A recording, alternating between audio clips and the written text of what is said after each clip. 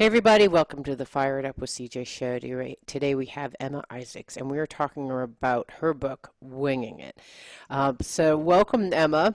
Oh, thanks for having me. I'm excited for our chat. Yeah, me too.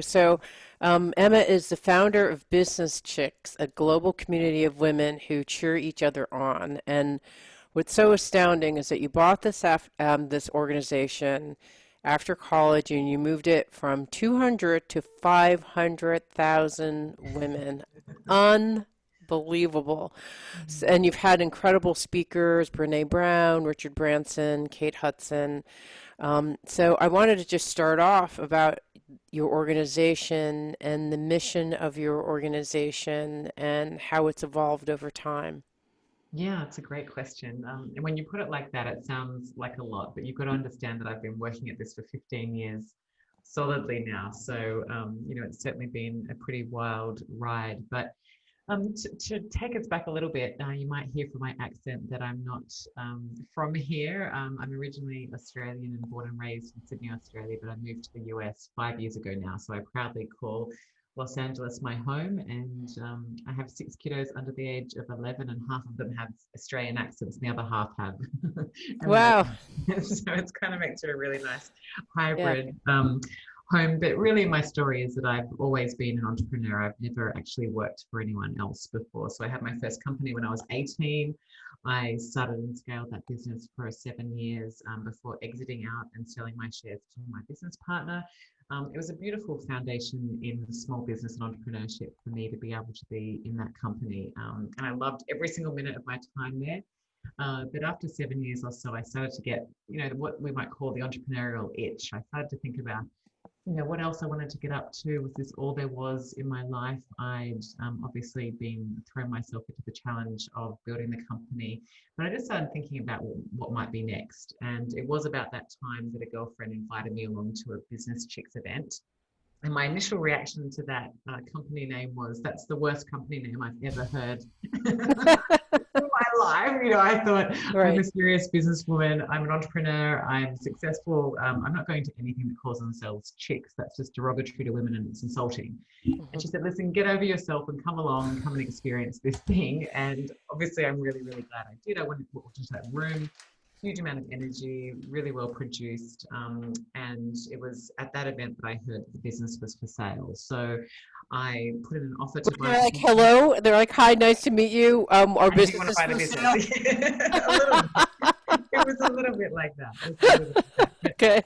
you know what? Like I'm one of these things. One of these people that throws themselves into things that feel right. And for Mhm. me, I really felt on a cellular level that I was excited by this concept. So I decided to buy the business.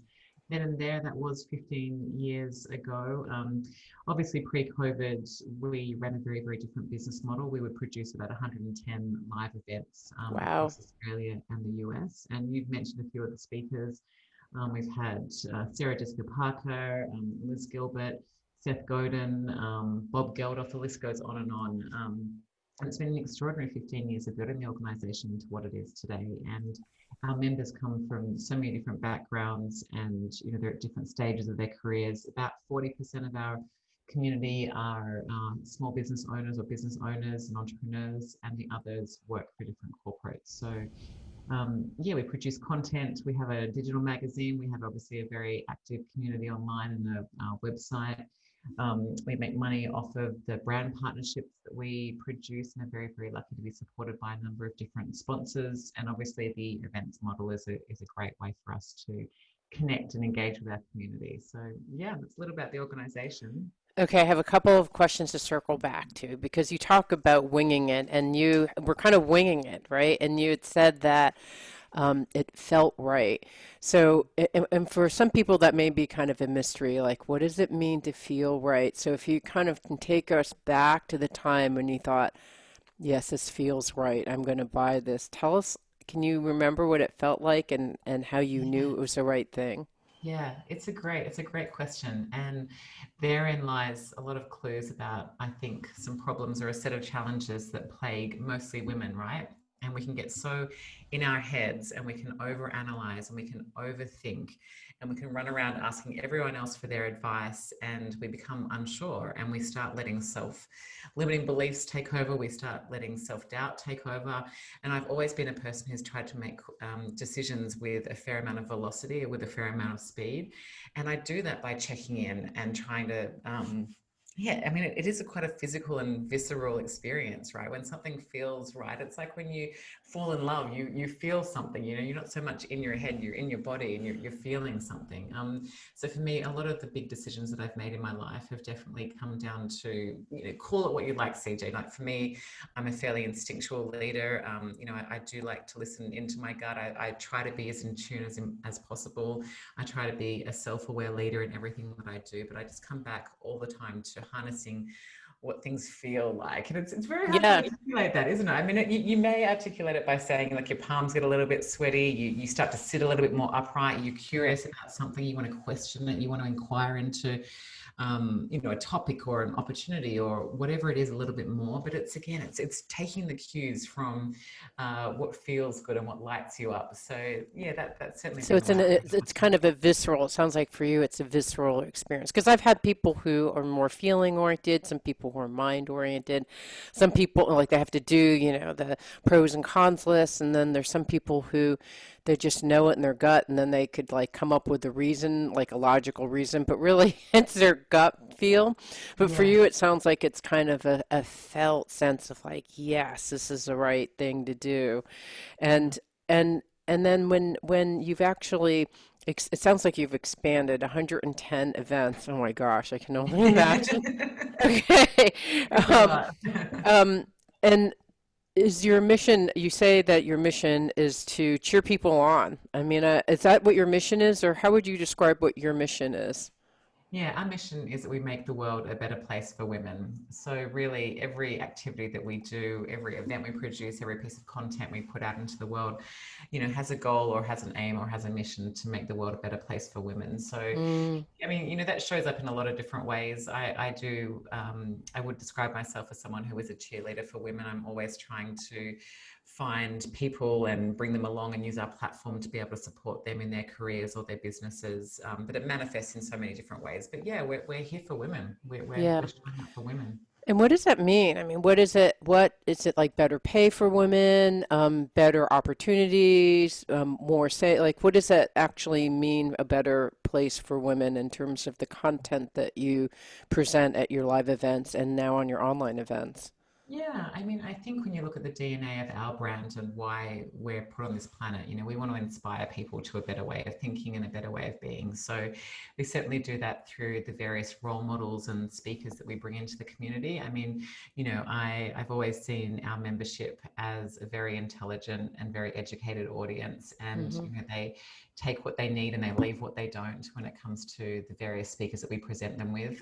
It Hmm. certainly is about education. We do a ton of different workshops, and we partner with various universities like NYU's Stern School of Business and UCLA here in Los Angeles. So, having those skills and having that education is really, really important. So it's of course it's trying to tackle the broader issues in the world, like how do we get a more equal world? How do we shift the gender pay gap? How do we get more women into senior executive positions? All of that. But we do it in our own brand of saying, hey, we can do this together. We can learn from one another.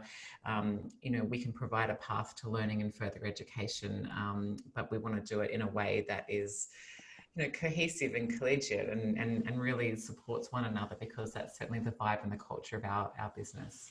Okay, so I'm just curious for in terms of what's happening in the world. So it's been if you just think about the last I don't know 2 years, it's been astounding. So there was a whole Me Too movement, and then Black Lives Matter, and I talk to and when I talk to women, I think that the Me Too movement was kind of like this big turning wheel. We're moving towards a new place where people were being more conscious about hiring women into senior executive positions and more conscious about how they were treating women and more aware of when they weren't. They did things that actually were probably abusive to women, but just they didn't know. or when we as women were accepting abusive behavior and we didn't even know. So that's just starting, and now it's kind of morphed into like a new thing. And I talked to a client, and she said, I feel like I'm finally like getting the courage to have my voice, and then I've been told you don't have a voice anymore. We need to give, people of color a voice. She's like, have I missed the boat? What's happening for women? And I thought it was a really interesting observation. What are you finding out there for the state of the union for women? Oh my gosh, that's such a, I mean, it's a beautiful summary, but it's such a big question, isn't it? I mean, personally, Yeah, I have loved watching the airtime that the Me Too movement, gave us all and continues to give us in the same way that I'm loving, the level of self-awareness and the debate and the discussion that's coming from Black Lives Matter. And, it impacts us all on every single level. So personally, I found, the awakening, I suppose, of people to the issues that have plagued women for centuries now. I've just enjoyed having that debate out in the open, and I'm really, really enjoying the challenge of having more open conversations and really encouraging our leaders to truly, truly step towards inclusion. Not just as a tick box on a piece of paper, sort of objectives for a company. So I've enjoyed that. We had Alyssa Milano speak for us. She was one of the founders of the Me Too movement, and it has been phenomenal. I think it's been an amazing thing. In a lot of ways, it has also held women back. There are a few. I don't know if you ever read. I think it was an HBR study that it talked about. They interviewed a ton of male executives, and some of the data that came back from that said that males would be more cautious and more conscious of hiring an attractive woman into a role now, because the role required them to travel one-on-one. Or, I mean, you can delve into it, but there are all these different stats. So it's affected and impacted women in a lot of different ways. But I think ultimately anything that puts these issues out into the world and causes debate and causes discussion is a really, really wonderful thing. I think we've got so far to go though, CJ. I mean, I did a but presentation. are companies still even talking about women, or does it? I mean, this sounds awful. Oh, no, I just no, no, I don't even know. Are they? no. It's interesting you said that, because yesterday I did a presentation for a company and they were talking about diversity and inclusion, and they wanted to talk about that. And when what they were really trying to talk about was gender and gender balance. And I was like, hasn't the conversation sort of shifted on from here? Haven't we kind of moved the needle a little bit? And I thought we are going to be talking about racial equity and inclusion, but they wanted to talk about gender. So, I think we definitely have moved into a different conversation this year. And it's not to say that either is more important or needs more time, but these are both issues that, and we're not going to get into feminism and intersectionality here, Yeah, but both debates need to be had, and spotlight shone on the issues. And what yeah, we're just talking about here is systemic injustice, right? Like right. the Regardless of system, where it comes from, right? right? The system wants to put men on top. The system wants to put whiteness on top. The system would have us try and work around the injustice that exists, and whether that means you're a person of color, whether that means you're a woman, there's work to be done. So it all kind of distills down into this notion of power, and how do we get more power, and how do we amplify more voices.